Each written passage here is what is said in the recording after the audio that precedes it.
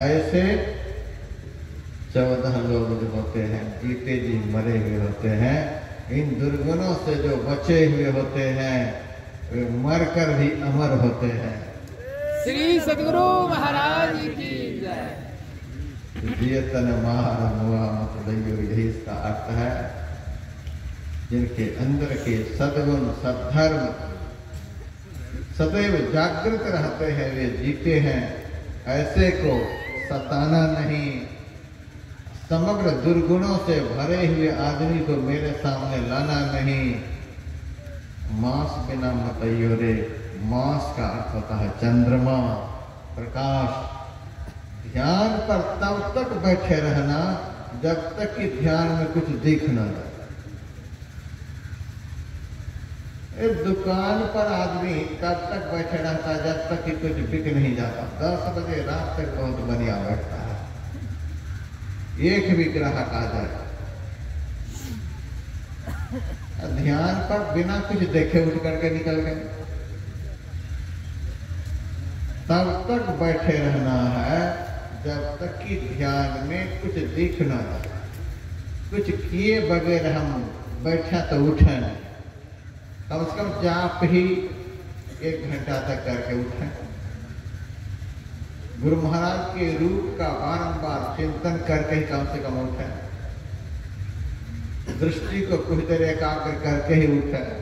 कुछ भी नहीं, ऐसे बैठे ऐसे गुनावन संकल्प विकल्प में पड़े रह गए तो नहीं। मांस बिना मत अइयो रे। आसन आसीना का यही अर्थ होता है। आसन पर तब तक आसीन होकर के रहें जब तक कि जिसके लिए आसीन हुए थे वे काम न बन गए। आसन आसीना, आसीन होकर के करें क्या? बैठ के चकमुक मौन इष्ट मानस जब ध्यान। गुरु महाराज सर्वभाषी थे, सब भाषा का ज्ञान था। ये बंगला शब्द चक्षु, चक्षु का अर्थ होता है नेत्र। मुख जानते हैं, नेत्र और मुंह, इन्हीं दोनों के खुले रहने से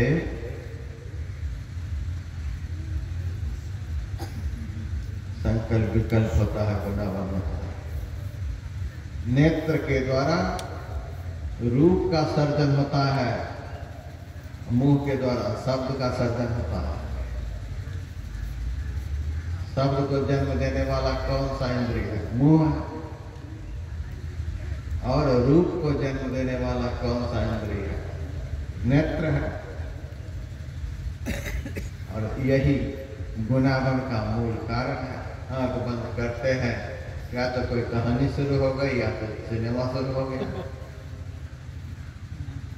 कोई न कोई रूप आएगा, कोई न कोई रूप आएगा, कोई न कोई रूप आएगा, बस ध्यान खत्म। कहानी तो ऐसी ऐसी शुरू होती है ध्यान में, यदि साधक सावधान नहीं रहे। कभी कभी तो गड़बड़ कहानी, कुछ से कुछ।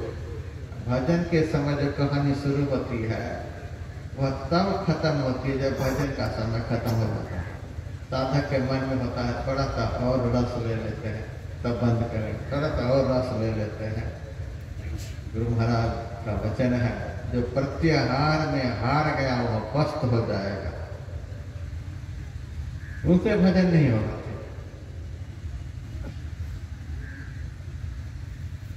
गुनावन, संकल्प विकल्प, ऐसी ऐसी कहानी। कभी कभी मन तो ऐसा चालाक है, अच्छा इधर उधर सांसारिक कहानी को तुम सुनना नहीं चाहते हो, अब चलो हम सत्संग का कार्यक्रम रखते हैं। महाधिवेशन की तैयारी शुरू हो गई। कितना बड़ा पंडाल बना रहे हैं, इस तरह से भंडारे के लिए चावल दाल इकट्ठा कर रहे हैं। मन में विचार बना रहे हैं कि कहाँ तक चंदा करें, मन में विचार हो रहा है कितना बचा लें, मन में हो रहा है किस तरह से दुनिया को ठग करके इकट्ठा कर लें। बस यही महाधिवेशन चलता रहता है दिमाग में। महाधिवेशन की आरती हुई नहीं है, ध्यान का सत्र समाप्त हो गया।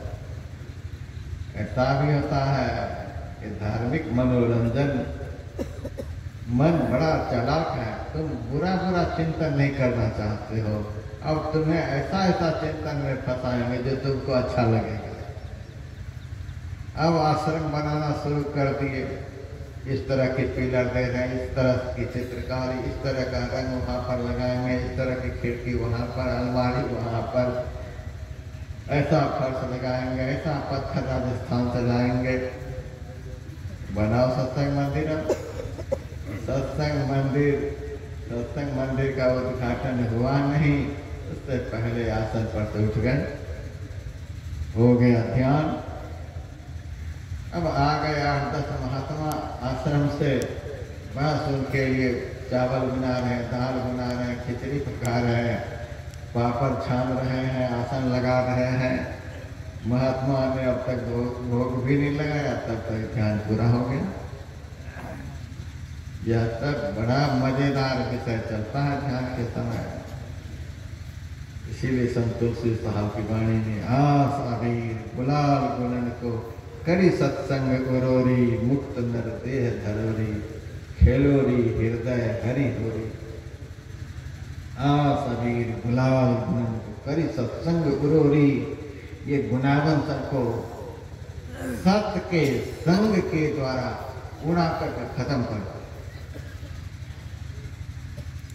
अब इसके लिए गुरु महाराज कहते हैं, आंख मुंह को बंद कर मानस जप ध्यान। मन से जो जप होता है उसको मानस जप कहते हैं, और मन से जो, चित्त से जो रूप का चिंतन होता है उसको मानस ध्यान कहते हैं।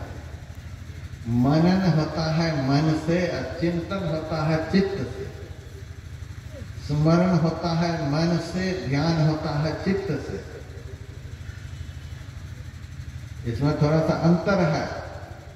ध्यान होगा चित्त से, मंत्र का स्मरण होगा मन से। मन जब शुद्ध हो जाता है तो मंत्र का स्मरण होने लगता है, और चित्त जब शुद्ध हो जाता है तो पवित्र रूप का चिंतन होने लगता है। तो बैठ के चख मुख मौन इष्ट मानस जप ध्याना। आंख बंद है, मुंह बंद है। आंख मुंह बंद करके अब देखना कहाँ है। नयन कमल तम माझ से पंथ ही धारिये, धुनि धुनि ज्योत निहारी के पंथ पधारिये। आंख बंद है, सामने मैदान है। मैदान है कैसा? ना सूरज, ना चंद्रमा, ना तारे, और अंधकार। अंधकार का साम्राज्य सामने है।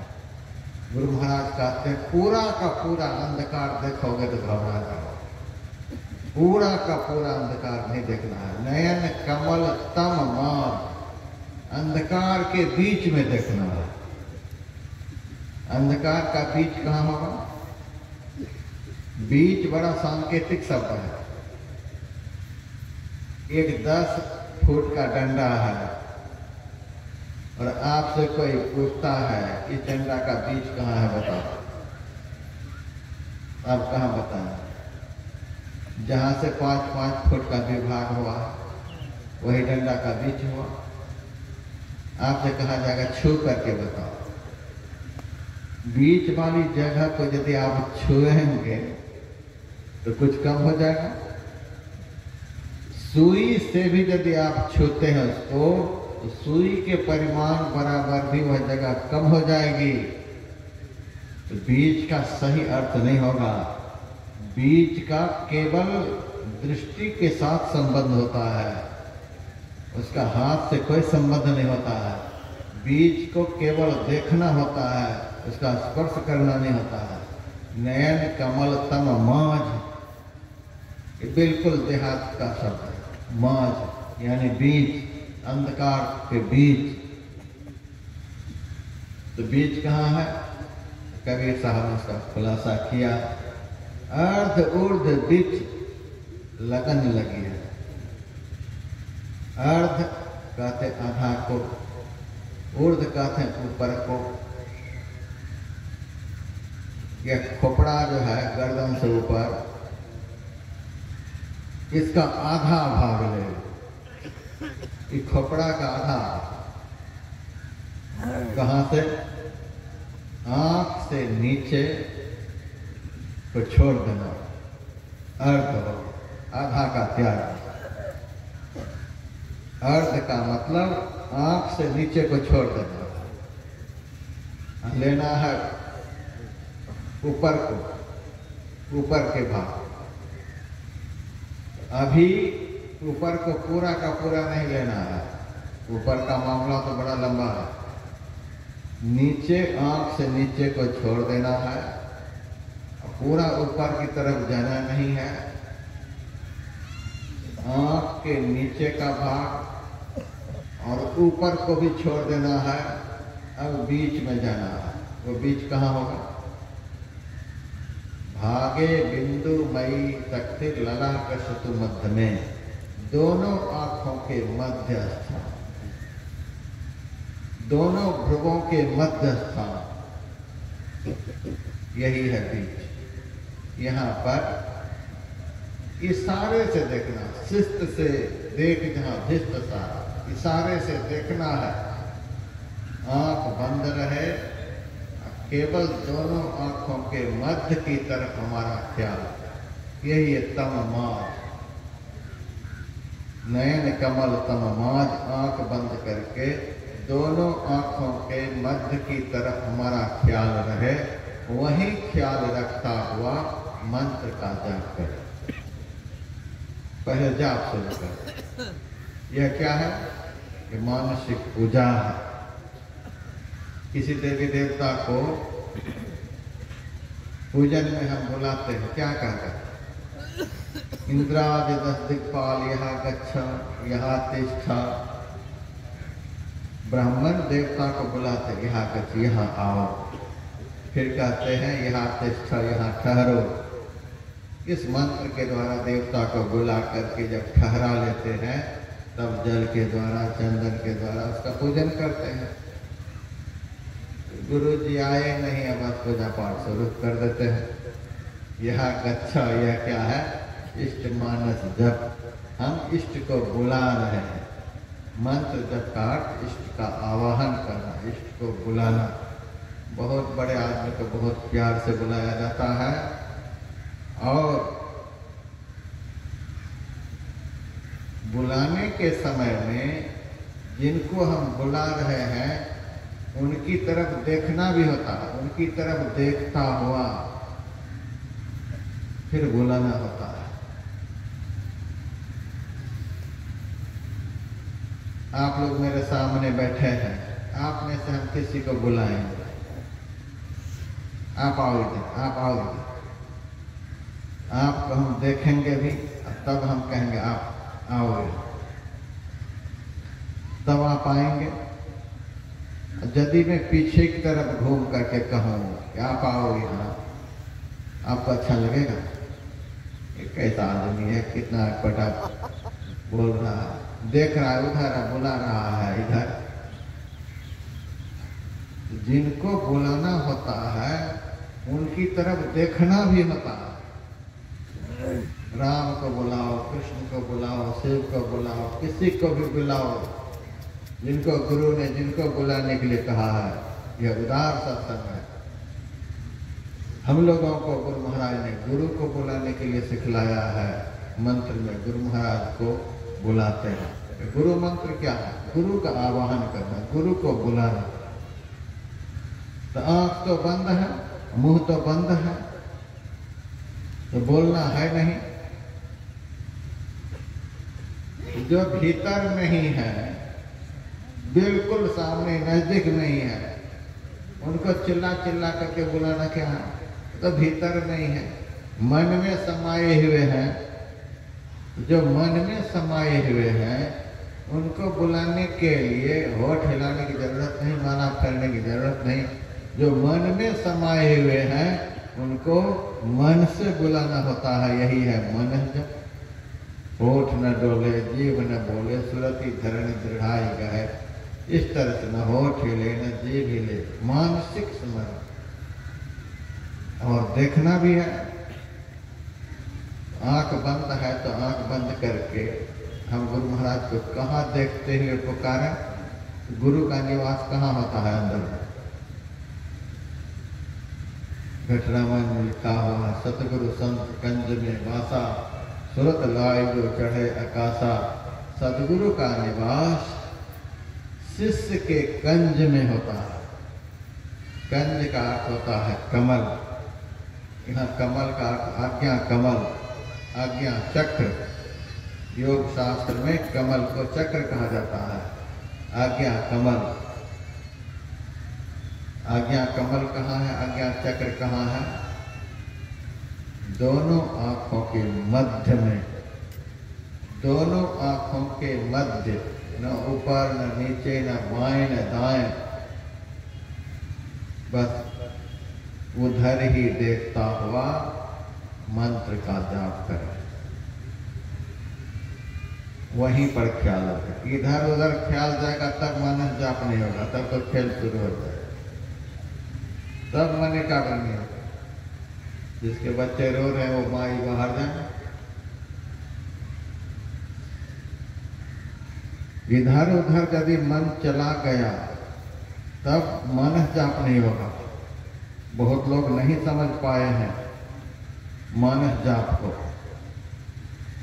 मानस जाप का अर्थ होता है जो जाप मन से हो, जिस जाप का संबंध मन से है,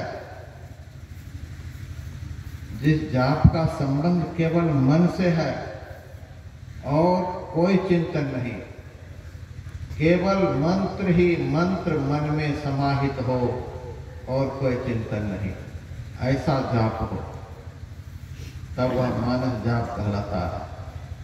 दृष्टि दोनों आंखों के मध्य में रहे और मन से मंत्र का स्मरण हो। इसको इस भाव से भी हम ले सकते हैं। किसी बड़े आदमी को बुलाने के लिए हम गए हैं, उनसे बहुत आवश्यक काम है। वे आदमी संयोग से कमरे के अंदर हैं, आपको क्या करना होगा? बहुत बड़े आदमी को बहुत प्यार से बुलाना होता है। यहाँ एक पुस्तक है धर्म की रीढ़, उसमें शिष्टाचार का भी एक अंग है। बड़े आदमी से मिलने के लिए गए हैं, वो कमरे के अंदर हैं, ऐसे नहीं कि जबरदस्ती कमरा में धक्का लगाना शुरू कर दे, जोर जोर से चिल्लाना शुरू कर दे। बहुत प्यार से, बहुत प्रेम से, जिनसे मोक्ष रूपी फल आप प्राप्त करना चाहते हैं, जिनके चरणों में दासी और दास के रूप में 3300 कोटि देवी देवता रहते हैं, इतनी बड़ी हस्ती को आप खुश करने के लिए गए हैं। कितना आपके दिल में उनके प्रति प्यार हो, प्रेम हो, महत्ता हो, इस भाव से भावित होकर के पुकार लगाएं। कबीर साहब की वाणी में, अखिया लागे रहन दो साधो, हृदय नाम सम्हारा, रिझै बुझै साहिब तेरा, कौन पड़ा है द्वारा। बड़े प्यार से, किवारी बंद है, ताला नहीं लगा हुआ है, यह विश्वास रखना होगा। ताला नहीं लगा हुआ है, किवारी बंद है और हाथ का सहारा देने पर किवारी खुल नहीं रही है। इसका मतलब कि आदमी भीतर में चिटकिनी लगा करके बैठा हुआ है। आंख बंद करते हैं तो अंधकार नजर आता है। अंधकार क्या है? वही किवारी है। दोनों आंखों के मध्य का स्थान क्या है? वही है ताला का छेद। दृष्टि की कुंजी सुषुमन ताला, सुषुमन द्वारा, तम कपाट, अंधकार ही किवारी है। अंधकार के मध्य में आप देखते रहिए। रिझै बुझै साहिब तेरा, देखते भी रहिए, पुकार भी लगाते रहिए। देखते रहिए, पुकार लगाते रहिए। पुकार लगाना क्या है? बुलाना। जो अंदर में बैठे हैं वे देखेंगे यह कैसा आदमी है, हमसे मिलना चाहता है कि फर्ज अदा करने के लिए आया है। एक बार पुकारने पर नहीं केवाड़ी खोली, उठ करके चल नहीं रहे, दोबारा तीसरी बार, चौथी बार, तब तक पुकार लगाते रहे जब तक कि केवाड़ी खुलना जाए। यही है आसन आसीना, पुकार लगाते रहे, तब अंदर वाले समझेंगे कैसा आदमी है, कितना यह जरूरतमंद है। जब से आया है पुकार लगाना बंद नहीं किया है, एक बार देखना चाहिए आदमी कैसा है। रीझ है, बुझ है, साहिब तेरा कौन पड़ा है द्वारा, कौन ऐसा आदमी है जो दरवाजे पर से हट ही नहीं रहा है, पुकार लगाना बंद ही नहीं कर रहा है। आखिर में कितना भी पत्थर होगा तो वो खोलेगा ही। गुरु महाराज तो दया के सिंधु हैं, अब उनको कैसे देर लगेगी। रीझ है, बुझ है, साहिब तेरा कौन ऐसा आदमी, इसको देखना चाहिए। द्रवीभूत होकर के केवाड़ी को खोलेंगे, एक ही बार में झट से दोनों पल्ला को अलग नहीं कर देंगे, तो पागल ही हो जाएंगे। अंदर का प्रकाश इतना प्रचंड होता है, उस प्रचंड प्रकाश को आरंभ में बर्दाश्त करना बहुत कठिन होता है। समशील लील अपील पेले खेल, खुली खुली लखी परे, धीरे धीरे केवाड़ी खोलते जाए। अंधकार कम होता जाएगा, अंधकार कम होता जाएगा। बाबा साहब गुरु महाराज से बोले थे, लाला तुम देखो चाहे नहीं देखो, देखते जाओ, कभी न कभी अवश्य देखने वाले। आप इस प्रक्रिया से देखिए, जहाँ देखते हुए कहा गया उसी तरफ देखते हुए केवल मंत्र को बोलते रहिए, बोलना बंद नहीं हो, देखना और बोलना बंद नहीं हो। रीझ है, बुझ है, साहिब तेरा कौन पड़ा है, केवाड़ी खोलते जाए। धीरे धीरे अंधकार कम होता जाएगा, कम होता जाएगा। केवाड़ी का खुलना क्या है, अंधकार का कम, अंधकार कम होता जाएगा, कम होता जाएगा। और जब अंधकार बिल्कुल कम हो जाएगा तो पहले क्या दिखेगा, पहले बिंदु नहीं दिखेगा, नाद नहीं सुनाई देगा, चंद्रमा सूरज नजर नहीं आएंगे। सबसे पहले तो जो केवाड़ी को खोल रहे हैं वही तो दिखलाई देंगे। पहले केवाड़ी खोलने वाले, केवाड़ी खोलने वाले को क्या कहेंगे, उसी को गुरु कहते हैं। असली गुरु वही है जो अंदर की केवाड़ी को खोल दे, अंधकार को सामने से हटा दे। गुरु खोलिए वज्र कपाट, अंधेरी तनु गुणाम अंधकारश्च रूतन निरोधक, जो शिष्य के सामने के अंधकार को सामने से रोक दे, हटा दे, रहने नहीं दे, उसी को गुरु कहते हैं। सबसे पहले केवाड़ी खोलने वाले नजर आते हैं। उनका सामने आना कोई साधारण बात है। तुलसी साहब का दर्शन उनके गुरमाही करें बड़भागी, जिनके तरने की नाव किनारे लागी। दर्शन उनके गुरमाही, अपने अंदर में उर कहते हैं हृदय को। एक शरीर का हृदय होता है जो वक्षस्थल में बाईं तरफ होता है, वह भी बड़ा विलक्षण स्थान होता है जिस स्थान से शरीर की रक्षा होती है। और दूसरा हृदय है योग हृदय, दोनों आंखों के मध्य मुकाबले वह है, उस स्थान से भक्त के भजन की रक्षा होती है, वह योग हृदय। दर्शन उनके उर्माही, हृदय के मध्य में, दोनों आंखों के मध्य में, गुरु मूरत सूरत विच निरखो, दोनों आंखों के मध्य में दर्शन उनके उर्माही करें बरभागी। मेरे से किसी ने कहा, महाराज इस प्रक्रिया से अभ्यास करते करते यदि गुरु महाराज का दर्शन अंदर में हो जाए तो आगे क्या होगा। तब मैंने कहा, ट्रेन के पिछले डब्बा से गार्ड हरी झंडी दिखला देगा तो क्या होगा। तब कहा, महाराज ट्रेन चल पड़ेगी। उसी तरह से इस प्रक्रिया से अभ्यास करते करते यदि गुरु का दर्शन अंदर में हो जाए तो सूरत रूपी ट्रेन 9 द्वार से 10वां द्वार की तरफ चल पड़े। सदगुरु महाराज की जय। गुरु का दर्शन ध्यान में होना यह क्या है? अरे बिंदुनाथ के लिए लोग पागल है। ये गुरु का दर्शन अंदर में क्या है? कि हरी झंडी है, हरी झंडी मिल गई, अब क्या तकलीफ है आपको? भक्ति नाव में ले ही चला, दर्शन उनके उर्माह करे बरभागी, इनके तरने की नाव किनारे उतारे। गुरु जब प्रकट होते हैं तो साथ में शिष्य के सामने क्या लेकर आते हैं? गुरु शिष्य के सामने प्रकट होकर नाव लेकर के आते हैं। अब मेरा प्रवचन सुन करके इस जामुन की लकड़ी के नाव लोग देखने लग जाते हैं। नाव कहाँ दिखलाई दे रहा? महाराज कहते हैं गुरु नाव लेकर के आते हैं। आंख बंद है तो नाव लेकर के कैसे आएंगे? ये नाव क्या है? पदावली में पढ़िए, भक्ति नाव में ले ही चढ़ाई, पार करें भव खेव। भक्ति रूपी नाव लेकर जाते हैं। भक्ति के 2 रूप हैं, उस नाव के 2 रूप हैं, एक प्रकाश और एक शब्द।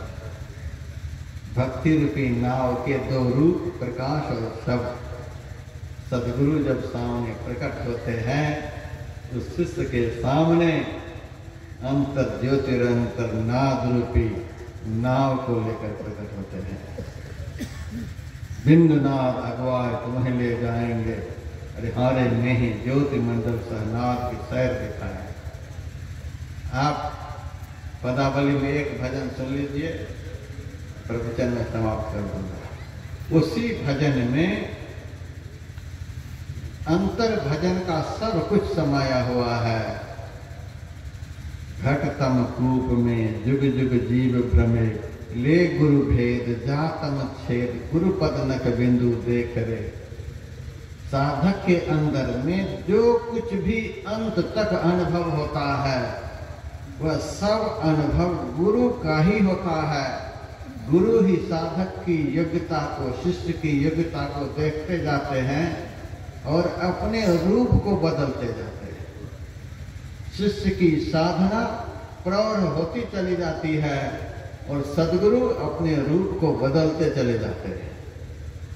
जाप करते करते देख लेते हैं जाप इनका सिद्ध हो गया। बुलाना यह बंद नहीं कर रहा है।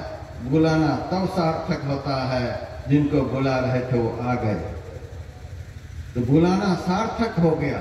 ये बुलाना बंद नहीं कर रहा है, बिना देखे ये छोड़ेगा नहीं। तब गुरु उनके सामने मूर्तिमान होकर के प्रकट होते हैं। अब गुरु के रूप को शिष्य देख रहा है। देखना नहीं छोड़ना नहीं है। जहां शुरू से ही देखने की बात हो रही है, जाप करने के समय जहां देखने की बात हो रही है, वहां से ख्याल को आपको बिल्कुल नहीं हटाना है। अपने आप गुरु का रूप बदलता जाएगा, अपने आप बदलता जाएगा। आप वहीं पर केवल देखते हैं। अब गुरु देख लेंगे यह मुझे छोड़ नहीं रहा है, जिसको और आगे का खेल दिखाना है। अब गुरु का पूरा रूप सिमटता हुआ केवल चेहरे भर रह जाएगा। आप कितना हाथ पैर की काट छाट करते थे, और साधक को बतला दिया गया है तो पहले संपूर्ण रूप का ध्यान करो, फिर मुखारबिंद का ध्यान करो, हाथ से मन को हटाओ, पैर से मन को हटाओ। ये दरिया को लाके लेकर के ध्यान किया जाता है, काट छाट करना पड़ता है। आप केवल टकटकी लगा करके देखते हो। दृष्टि योग अभ्यास अति ही करत, कपनी सहज छुटे प्रौर हो गए सुरत। दिल दरवाजा टूटे नजर की जोर से, अरे में ही लगे टकटकी खूब जोर बरजोर से। आप केवल जहां शुरू में देख रहे थे वहीं पर देखते थे, वहां से देखना कभी बंद नहीं होगा। रूप अपने आप छटता हुआ आपके सामने आता जाएगा। आपको काट छाट करने की कोई जरूरत नहीं। आप दृष्टि को लक्ष्य पर रखें। अपने ही आरा मशीन में जाइए, आरा मशीन के सामने लकड़ी आती है, लकड़ी के अपने आप छटाई होती चली जाती है। आरा मशीन अपनी जगह पर है, लकड़ी की काट छाट होते रहता है, काट छाट होते रहता है। आरा मशीन एक ही पॉइंट पर, आड़ी एक ही पॉइंट पर, लेकिन लकड़ी आती है कट करके छट करके इधर उधर होती रहती है, और वो मशीन एक ही जगह पर। उसी तरह से दृष्टि रूपी मशीन को दोनों आंखों के मध्य में स्थिर करके रखें। अपने रूप छटता हुआ आपके सामने आता रहेगा। संपूर्ण रूप छट करके चेहरा पर आ जाएगा, चेहरा बचेगा। चेहरा को भी आप नहीं छोड़ें, आप देखते रहे वहां पर। मशीन को एकदम पॉइंट पर। अब मुखारबिंद भी छटेगा। पद नख बिंदु लख एक टक दृष्टि रख, सो बिंदु तिल तारा दसम द्वारा जगमग मणि गुरु ज्योतिरे। वह मुखारबिंद छटता हुआ एक बिंदु के गुरु ही मुखारबिंद से अपने को समेट करके बिंदु के रूप में प्रकट हो जाएंगे। अब चेला बिंदु दर्शन के युग हो गया। अब बिंदु का दर्शन आप कर रहे हैं, छोड़ नहीं रहे हैं, मशीन को वहीं पर स्थिर रखे हैं। अब गुरु सोचेंगे जब मशीन चल रही है, हम काहे खेल बंद कर दें। मशीन जब बंद कर देंगे तो आगे का खेल बंद हो जाएगा। मशीन चालू रखें, अर्थात देखना चालू रखें, तो गुरु महाराज भी दिखाना चालू रखेंगे। जगमग मणि गुरु ज्योति, मणियों के प्रकाश के समान, एक तारा के प्रकाश के समान, अनेक तारा के प्रकाश के समान। गुरु महाराज कहते हैं देखते जाओ, मशीन खाली चालू रखो, दृश्य चालू रहेगा, बदलता जाएगा। सहस्र कमल दल झलमल झलमल, पूर्ण विधु गुरु रूपा, अति अनुपा लखी जुड़वती नैनरे। झलमलाता हुआ चंद्रमा का प्रकाश। आप पूर्णिमा की रात्रि में किसी नदी के तट पर जाइए, चंद्रमा का प्रतिबिंब नदी के जल पर पड़ेगा।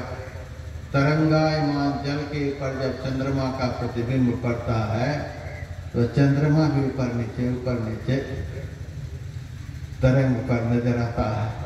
इस प्रकार के तरंगायमान चंद्र प्रकाश का दर्शन, यही झलमलाता हुआ चंद्र दर्शन है।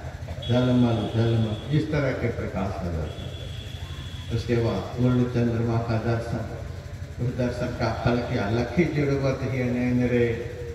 विषयों के प्रचंड ताप से जो नेत्र दग्ध हो रहा था अनादिकाल से, अंदर के गुरुदेव के चंद्र रूप के दर्शन से हृदय की आंख शीतल हो गई।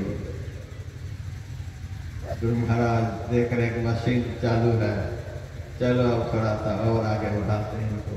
त्रिकुटी महल चढ़ दुर्गम गुरुगढ़, जहाँ ब्रह्म दिवाकर रूप गुरुधर करें परम प्रकाश।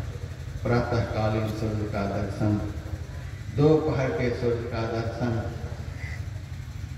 चंद्रमा के प्रकाश के दर्शन से सारे विकार, सारी इंद्रियां शिथिल पड़ जाती हैं। बर्फ में आप हाथ डालें, हाथ आपका सिकुड़ जाएगा।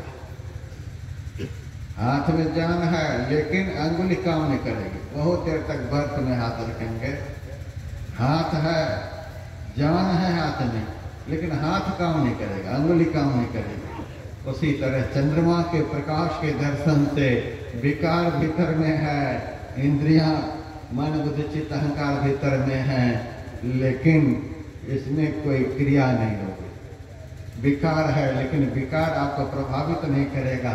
इंद्रियां हैं लेकिन वह चलायमान नहीं होंगी। चंद्र दर्शन से ऐसा होता है। सूर्य के दर्शन से जैसे आग में रस्सी को डाल दे तो आग रस्सी को भस्म कर देती है, उसी तरह से अंदर के सूर्य दर्शन से विकार भस्म हो जाता है, स्वाहा हो जाता है। श्री सद्गुरु महाराज। मन बुद्धि चित्त अहंकार कि भस्म हो जाते हैं, किसी भी इंद्रियों में कोई ताकत नहीं, एकदम भस्म हो गए, स्वाहा हो गए, फिर से ये इंद्रियां कभी प्रबल नहीं हो गई। सहस्त्र कमल में रिद्धि सिद्धि आ जाती है, उसके प्रलोभन में विकार ठिठुर गया है, लेकिन थोड़ा सा लोभ आया, ये लोभ क्या है, विकार है, विकार क्या है, वो आग है। आग से जब हाथ को सेंक लेते हैं तो फिर अंगुली काम करने लग जाती है। उसी तरह से विकारों से प्रभावित हो गए तो इंद्रियां जगने लग गई। तो सहस्त्र कमल में ऐसा होता है, लेकिन भस्म होने के बाद फिर कुछ नहीं होता है, त्रिकुटी में सब भस्म हो जाता है। जहाँ ब्रह्म दिवाकर डूब गुरुधर करें परम प्रकाशरे। मशीन आप चालू रखें, गुरु महाराज जी चालू हैं, गुरु महाराज सोचते हैं, देखा तो चेला ने बहुत कुछ, लेकिन अब तक सुना कुछ भी नहीं, अब कुछ सुनाते भी नहीं। सुन और महासुन भंवर गुण, कहाँ सतधुन धारा, गुरु रूप सारा, धरी श्रुति मिलो सतनाम हरे। होत नाद अति घोर शोर को कोक है, हरिहारे में ही महानगारा बजे घन हो गर्जत रहे।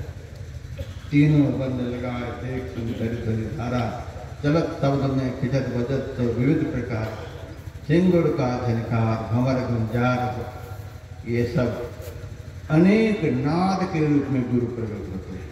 सब नाद गुरु के ही हैं, गुरु ही अनेक नाद के रूप में अब बज रहे हैं, शिष्य के सामने बज रहे हैं।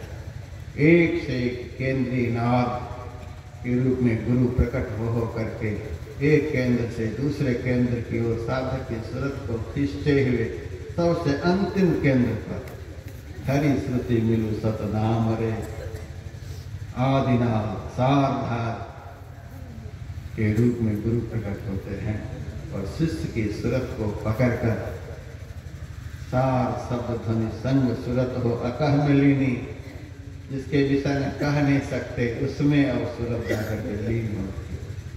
अध्वनि अशब्द परम, अध्वनि अशब्द अनाम, परम पद गतिकी धीनी, द्वंद्व द्वैत सौ रहित तो प्रभु पद पाई के, रिहारे में ही सुरतन लौटे बहुरिन जन्म आई के। सार शब्द के रूप में गुरु प्रकट होकर शिष्य की सूरत को अपने में लीन कर लेते हैं। लीन करके कहाँ पहुँच जाते हैं, अलख अगम सत अनीह अनाम अकथ, गुरु मूल स्वरूपा में ही अनुपा धरी श्रुति मिलु सतनाम रे। गुरु का मूल स्वरूप क्या है, जो परमात्मा का स्वरूप है वही गुरु का भी मूल स्वरूप है। उसी मूल स्वरूप में गुरु अपने शिष्य को मिला लेते हैं। दुनिया के संबंधी तो ऐसे होते हैं जो मिलते जुलते रहते हैं, अंत काल में किनारे लगा देते हैं। हम कभी कभी देखते हैं, आज भी टहलने के लिए निकले थे, गांव में इतनी बकरी है हम कह नहीं सकते। सड़क के दोनों किनारे बकरी ही बकरी, बहुत सत्संगी भी रहते। बकरी बेचते हुए मैंने देखा, गाय भैंस को बेचते हुए मैंने देखा, कसाई के हाथ में बेचते, सब दिन पाले पोसे, खूब मजा लिए, कितना अपना तो दिखाए। बकरी के बच्चे भी अपना मालिक समझ करके नाचते हैं, कूदते हैं, कितना प्यार देते हैं। और आज कसाई के हाथ में पकड़ा दिए। कसाई के हाथ में जब बकरी का बच्चा पड़ता है, कसाई खींच रहा है, अब बकरी का बच्चा जो है अपने मालिक की तरफ देखता है। यही प्रेम किया था, यही प्रेम किया था। कितना विश्वास रखकर तुम्हारे ऊपर, तुम्हारे आंगन में मैं नाचता था, कूदता था, तू हरी हरी घास खिलाता था। आज यही हमारे साथ किया तूने। उलट उलट करके वो बकरी का बच्चा अपने मालिक की तरफ देखता है। यही प्यार किया था। आप भैंस को बेचिए, गाय को बेचिए कसाई के हाथ में, तो उलट उलट करके अपने मालिक की तरफ देखता है। यही प्रेम किया था तूने। हरा हरा घास खिलाया था, क्या क्या खिलाया पिलाया था। इतना कुछ करने के बाद यही मेरे साथ किया, यही प्रेम किया। पीछे उलट करके उस मालिक को, वह मालिक कसाई से तगड़ा कसाई है कि नहीं है, जिस तरफ देखा।